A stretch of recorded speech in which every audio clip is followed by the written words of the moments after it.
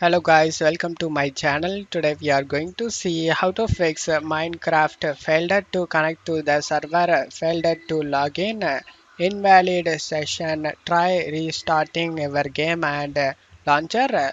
Let's fix it guys. Now you just need to open up Chrome and navigate to the Ethernos website and make sure that your server is turned off and then go to options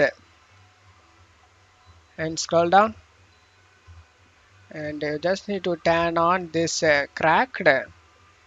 After that go back to server and now you just need to select start the server and you just need to wait for some time to get started.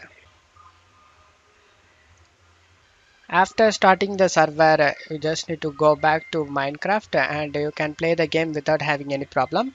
And that's it for today's video guys. Give me a like and subscribe. Thank you.